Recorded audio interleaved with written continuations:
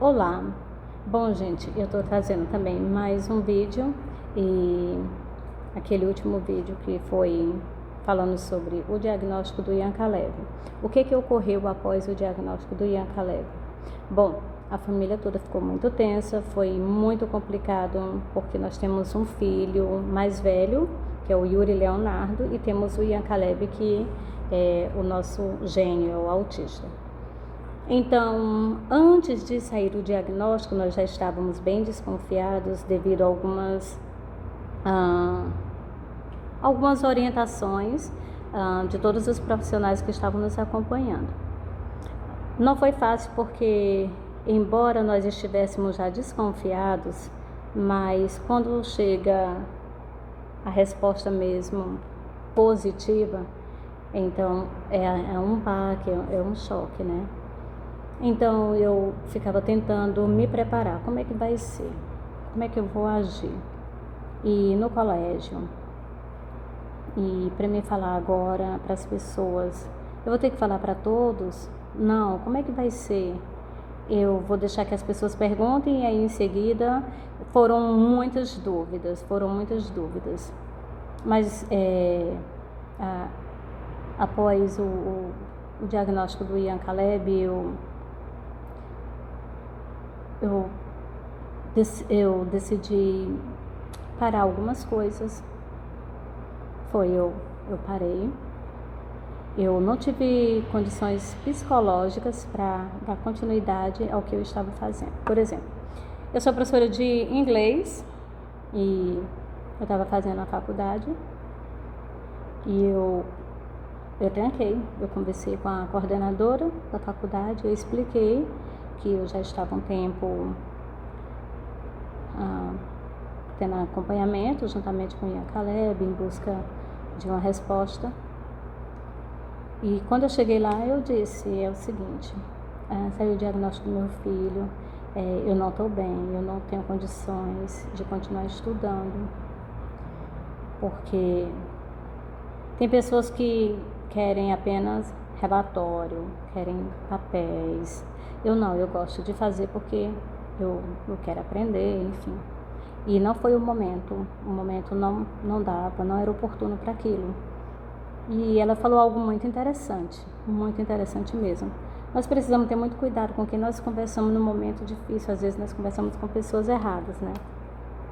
Ou pessoas que não estão tão preparadas para aquele assunto. Tem isso também, não condenando as outras pessoas. Mas ela disse assim, ok, tudo bem, Yumara, eu entendo você. Esse momento é muito tenso, eu não vou te dizer que é fácil, de forma alguma. Mas eu quero te dizer, Yumara, vai passar esse momento. Vai passar, é uma nova etapa na sua vida. E eu fiquei escutando ela atentamente, porque eu particularmente sou uma pessoa que eu gosto muito de conselho. Eu, desde criança, eu sempre fui muito calada. Às vezes as pessoas me afrontavam, às vezes minha mãe dava uma surra, alguma coisa, eu ficava muito calada, às vezes eu estava certa na história, só que mesmo assim eu sempre preferi ficar calada. Eu nunca fui de estar discutindo, principalmente quando eu estou certa. E ela falou, vai passar isso. E eu fiquei escutando. Gente, realmente passou.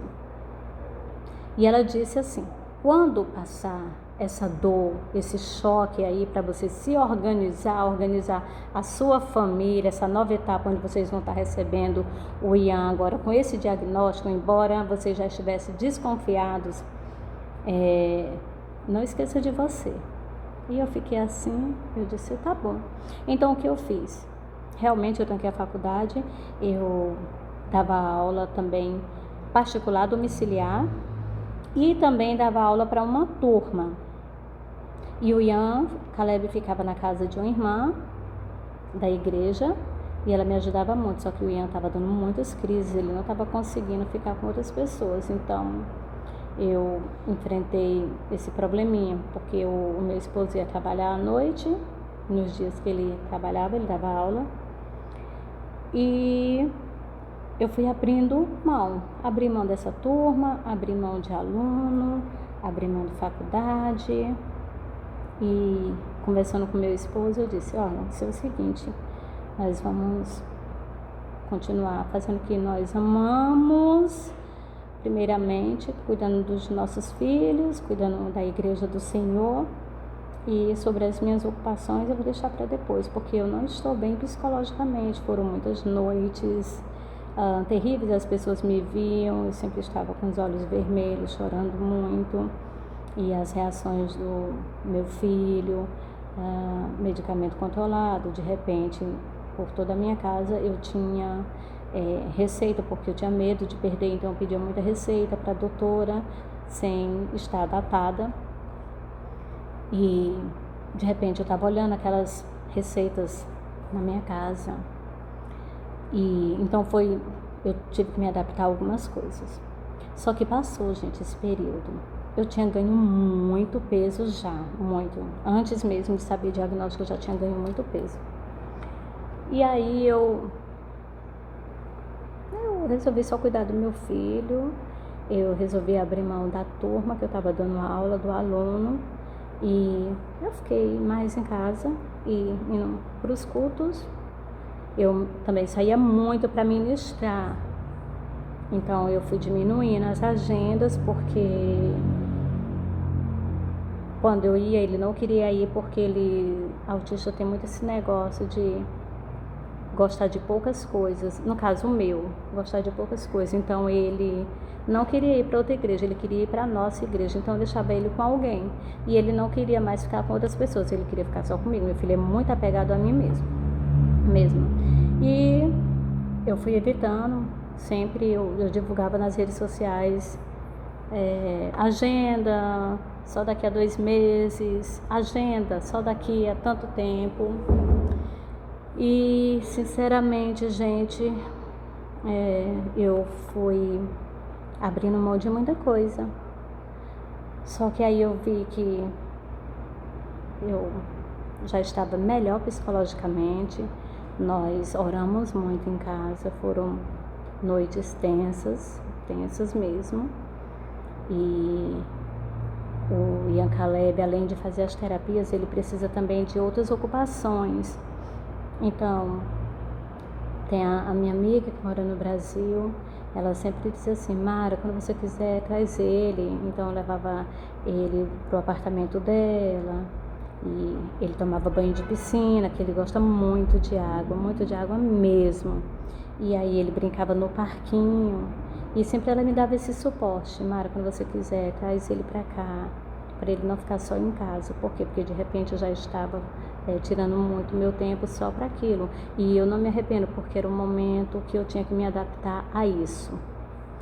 E passou, e hoje eu tenho esse tempo para mim. Logo eu voltei a dar aula, eu voltei a fazer meus exercícios físicos. Eu perdi os pesos que eu queria perder, porque tinha ganho muito peso já bem antes de diagnóstico mesmo. E eu fui assim vencendo muitas barreiras, mesmo com meu filho nessa situação. Só que eu fui vendo que realmente o conselho que aquela coordenadora, Jace, tinha me dado aquele conselho, ela disse: vai passar isso, pense em você também. Eu fiquei pensando em mim, e eu orava muito, pedia muito assim, conselhos também. Eu sentava com algumas pessoas, eu me informava, eu perguntava nas consultas, eu aproveitava e conversava com a psicóloga, com as demais mães, e elas iam informando: calma, vai ficar tudo bem. Então, nesse momento, entra muita humildade, gente. Nós precisamos ser humildes, como a palavra de Deus diz, né? A humildade precede a honra. Então, nesse momento, o apoio, o suporte de muitas pessoas que estão em sua volta é de fundamental importância. E você precisa também cuidar de você. Tem momentos que não dá tanto, mas quando der, vai em frente, se cuida também, se ama, porque a vida continua. Agora com o diagnóstico, só que eu quero dizer, não foi o fim. A gente pensa que é o fim, mas não foi o fim. Deus tem nos fortalecido e, sinceramente, o Ian Caleb é uma bênção, ele é um gênio. Deus abençoe você e eu espero que você tenha gostado. Não desista não desista dos seus sonhos, não desista não. Cuide de você. Cuide da tua alma, cuida do teu espírito, para que você venha estar bem mais forte, para cuidar também dos teus filhos, cuidar da tua casa. Você é uma atalaia aí na sua casa, tá bom?